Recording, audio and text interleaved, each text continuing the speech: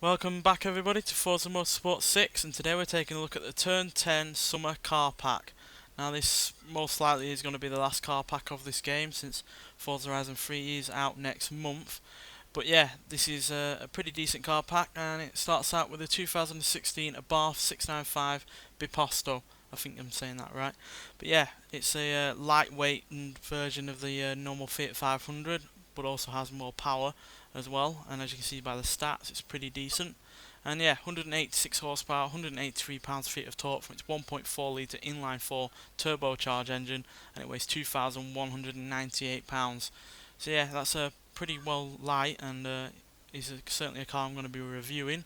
So I'll go in more depth in that review, so look out for that. And yeah, next car is, we're actually going in alphabetical order for some of these cars, and all the way down is the 2000 BMW 323 Ti Sport. So this is basically a shortened hatchback version of the 3 Series, and yeah, it's got 168 horsepower, 181 pounds-feet of torque from its 2.5 litre naturally aspirated inline 6, and it weighs 2,767 pounds. So yeah, rear wheel drive, big engine. Yeah, this is going to be one of those cars that is going to be really popular with drifters and race cars in general, to be honest, because yeah, I'm sure it could be a great racer when upgraded. So yeah, another solid car, which will get a review by the way. And moving on to Cadillac, the 2016 Cadillac CTS-V Sedan. And yeah, just from acceleration and speed, you can see it's a fast car, and even more fast when you see the power. 640 horsepower, 630 pounds-feet of torque from its 6.2 litre supercharged V8, and it weighs 4,128 pounds.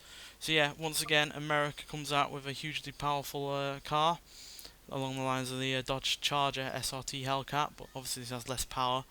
But I get the suspicion that this is a more luxury-based sedan, whereas that Dodge is all about the power, really. But yeah, again, like the previous two cars, this will get a review of its own, and yeah, it's going to be a hell of a review because it's a hell of a car. Right, moving on to the first of the 4 race cars is the 1979 Datsun number 33 Bob Sharp Racing 280ZX Turbo. So we're going to take this into Forza Vista and have a look at it. And as you can see, it's a huge car, got a massive body kit on it, and you can actually look at the rear. Those headlights are the normal car, the normal 280, and yeah, that body kit is makes it a lot bigger. And yeah, huge wheels, interior like you'd expect, all stripped out and all about racing aspect. But yeah, this car has an incredible engine as well, especially for 1979, which we'll take a look at now. So yeah, it's got a 4.2 litre V8 engine, which is also twin turbocharged, and it has 750 horsepower and 650 pounds-feet of torque, which is a huge amount of horsepower, especially for 1979. And yeah, the car itself weighs 2,400 pounds, so gonna be damn quick as well, not weighing all that much. So yeah, let's put that back on. So yeah, this was a car that was actually raced by Paul Newman, the film director and actor, in films like Tyrone Inferno, Cool Hand Luke, Butch Cassidy and the Sundance Kid. And yeah, it won the 1979 SCCA C Production Championship, and yeah, highly successful in that regard. But yeah, being a racing car, we're going to have to look at this out on the track, so see you when we get there. Welcome to Road Atlanta Full. We're going to take this car around for a first lap like we always do. For some reason it's glitched out, whatever. And yeah, we should still get a good look at how this car is even with just one lap. No idea why it glitched out like that. Yeah, certainly sounds good. Paul Newman certainly knew what he was doing when choosing a racing car. He's not only a great actor, great film director, but also a really charitable man. He's been unfortunately dead since 2008, but also a great racing driver, certainly liked his cars as well. And certainly pretty damn quick, which the acceleration numbers kind of back up. 0 to 60, 2.616 seconds, 0 to 105.3 seconds, and going to a top speed of 207 mile an hour, which again, really impressive for 1979. they'd be pretty damn impressive even by today's standards, in all honesty. But back then they didn't have as many regulations or anything, as you can tell. Because clearly went for the biggest body kit you could ever go for, just to get all that downforce. Yeah, even with all that downforce, still pretty quick at the top end. But also is really good in terms of handling because of it.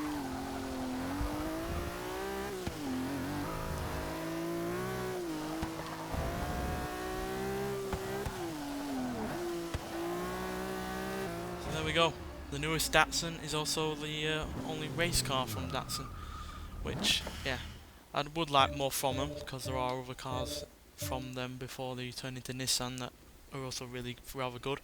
But yeah, this is still a solid race car, and easily one of my favourites, despite me not being into race cars all that much. But yeah, let's move on to the next car. And this is the second of 4 race cars, the 1964 Ferrari F158 F1. And as you can tell by the name, it took part in F1, and it actually won the 1964 F1 Championship thanks to John Surtees. And yeah, is easily one of the more impressive classic racers from Ferrari in the 60s. And as you can see, it's really rather small. It actually only weighs 1,032 pounds, which is really rather light. But the most impressive part of this car is the engine by far. It's a mere 1.5 litres, and it's actually a V8 engine, and it produces 210 horsepower and 105 pounds-feet of torque, which is pretty impressive from a really rather small engine. Again, is only a V8. But yeah, mighty impressive power-wise, and couple that with the fact that it only weighs 1,032 pounds, like I said, yeah, it's certainly not a slow car. And quite frankly, surprised they didn't put it in road cars, to be honest, because that is a really rather good engine, quite frankly. But yeah, that's pretty much all there is to this car in terms of how it looks. But yeah, being a race car, again, we're going to have to take this out to the racetrack, so let's take it there and see what it can do. So see you when we get there. So welcome to Watkins Glen. Once again, we'll go around for one lap, see what this car can do. And it's really rather fitting that we're taking it to this track, because it actually came second place on Watkins Glen in 1964. So yeah, it's finally come home. Yeah, as you can see, really high revving V8 engine, which granted, if they were going to put it in a road car, then it would have to be lower in terms of RPM, but I'm sure they'd make modifications for it to be a road car, and I'm surprised they didn't, because yeah, I'd have liked a Ferrari with a really small V8 engine, just like that Fiat 8V Supersonic. But yeah, nonetheless, this is still a really cracking race car. Again, like the Datsun, it's become one of my favourite race cars, despite me not being into race cars all that much. And the acceleration wise, it's pretty damn good as well. 0 to 60 in 5 seconds, 0 to 109 seconds, and it goes to a top speed of 166 miles an hour. Which again, is still pretty damn good even by today's standards.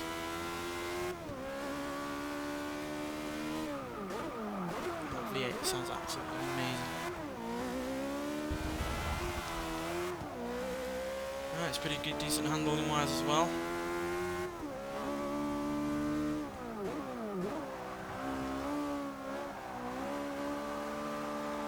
I do really rather prefer these classic open wheel races to new F1 cars, to be honest. There's just something more raw and dangerous about them than more modern F1 cars.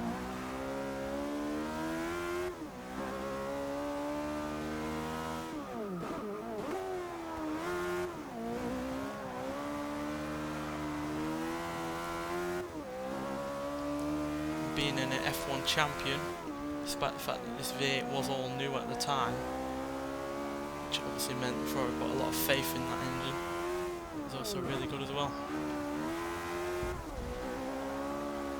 So yeah, cracking race car, and yeah, I really like it. It's not often I say that about racing cars, but this car pack is sure as hell is rather different to other ones, because usually race cars don't interest me all that much, but the Datsun and especially this Ferrari certainly have. So let's move on and see what the next car is. And this is the next car, the 1991 Nissan number 23 Nissan R91 CP. So yeah, this is a lot more advanced than the previous two racing cars I'd expect, being not only Japanese but also in the 90s. But yeah, still rather impressive in its own right. Oopsie daisy, didn't mean to do that. There we go. Central driving position as well. So yeah, get the best view as you can. And yeah, the engine is again really rather impressive. As you can see, it is a V8. It's actually a 3.5 litre V8 engine, which is twin turbocharged, and it produces a really rather impressive 671 horsepower with 578 pounds-feet of torque. Now obviously that's less than the Datsun horsepower and torque wise, but this is obviously better in terms of technology, in terms of power delivery, and also in terms of handling, which is something we'll get onto when we get onto the track. But yeah, still really rather good in its own right. And yeah, as a result, it also was the first Japanese car to take the overall win at the 24 Hours of Daytona, which again is rather impressive. But even more impressive is that they won that race by with a 10-lap margin, which again is really impressive. But even more impressive than that is that they set a yet to be beaten record of 762 laps, which is a hell of a lot. And obviously you have to take into account fuel stops, tyre changes, driver changes, etc. But 762 laps in 24 hours, that is a Herculean amount of laps. And yeah, the fact it's still unbeaten 25 years later is really rather impressive, and really shows on its own how good this car is. So yeah, we're going to take this out onto the track and see exactly what it can do. So yeah, naturally I had to bring this to Daytona because that is where it's made its name. And yeah, let's see what it can do. This is also a collaboration between Nissan and Nismo, a long-standing collaboration that's been going on for decades. As you can see, that's how much power this car has off the line. It does really rather squirm around for traction. But yeah, once it's up to speed, it can make the most of all that downforce that it has with its spoiler and wide body kit, etc.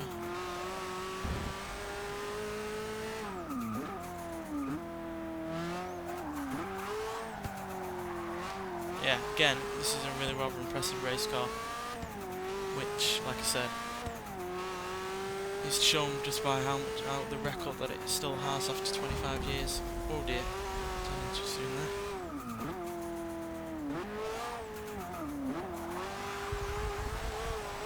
Another thing I like about this car is the digital gauges it has on the left, detailing oil pressure, water, fuel pressure, oil temperature, speed in kilometers, tyre wear. No, not the tyre wear, the tyre direction, as you can see by the plus and the minus, showing you how much opposite lock or not you have on, which is really rather impressive.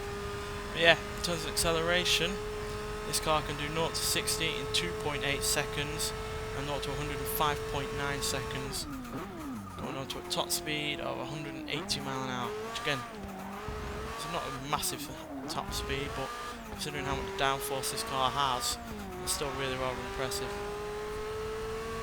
So yeah, again, third race car in a row that's impressed me from this car pack, which isn't something that always happens, but because it's such an impressive car with such an impressive record, and you can see that just by driving it, even with my sloppy driving skills, you can see why it was such a hit at Daytona. So yeah, third and out of four race cars in this car pack, which again is a lot of race cars, but when they're this good, then it's worth it, quite frankly. So yeah, let's go and look at the fourth and final race car in this car pack. So yeah, this is the last car in the car pack, the 1964 Watson number 1 Sheraton-Thompson Special Roadster. And if you think it looks old hat, then yeah, it is. It was actually considered inferior or out of date in its original time out on the race. It was actually 17 minutes behind the leader before the 1964, but they overhauled it, and in 1964 it actually won 10 of the 13 races it competed in at Indianapolis. And yeah, that's really rather impressive for a car that was so it is outdated at that time, and really is outdated now. It was actually the last front-engined race car at Indianapolis to be dominant. So yeah, this is the last of the front-engine race cars to be really rather good. Now you'd expect a car like this to have a really rather large engine, and it doesn't really. It only has a inline 4 engine, but it is 4.1 litres, so that kind of makes up for it. But yeah, an inline 4 engine being that large in terms of capacity is really rather unusual. And yeah, 407 horsepower, 380 pounds-feet of torque, naturally aspirated. So yeah, impressive amount of horsepower from an inline 4 engine, but obviously that's down to the fact because it's such a large cubic capacity. But yeah, AJ Foyt was the guy that got this car to win so many races, 10 out of 13 like I said. And yeah, but obviously like I said, by the time 1965 came along it was hopelessly outdated because mid-engine cars became king after this year. But yeah, to be the final one is kind of a special thing, quite frankly. So yeah, let's take this out onto the track and see what it can do. And once again we're at a track that the race car made its name, so yeah, Indianapolis Motor Speedway.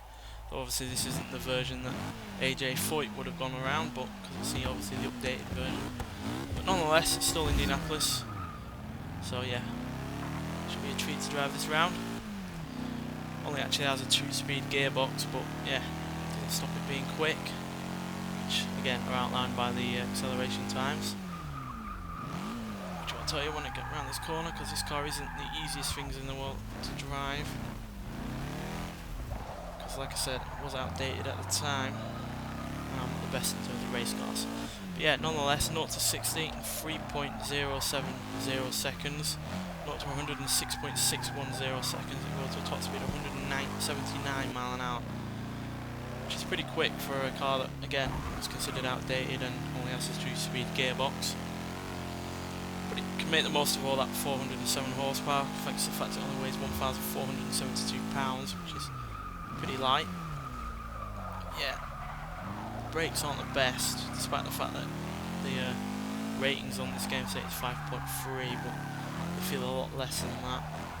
Maybe it's just me missing my braking points, but yeah. Even though I do admire the fact that it was a winner, despite being old hat, I don't really enjoy it all that much in terms of driving. It doesn't feel as well appointed. And considering this came out the same year as that Ferrari we looked at a couple of cars ago, then yeah, you can see the difference in technology by a long way. So yeah, it's nice to have such thing in, because I never heard of it before, but it's not something I'm really going to drive again, like say the 3 other race cars which I really rather enjoy. But yeah, that's the car pack. 4 race cars, 3 road cars, though one of them is kind of a race car, being the Abarth, being so stripped out. But yeah, a really rather solid car pack. It's not my favourite by any means, because only really the 3 road cars are my kind of cars I'm going to be driving again. Though I might give the Ferrari and the Nissan and the Datsun some more race time on certain races. But yeah, still rather decent, and I'm sure there's at least 1 car there for some people. For me there's at least 3, so I think it's well worth the money. And yeah, expect reviews of the Abarth, the BMW and the Cadillac after this video. And yeah, hope to see you in all 3 of those reviews. So thanks for watching, and I'll see you in the next one. Bye.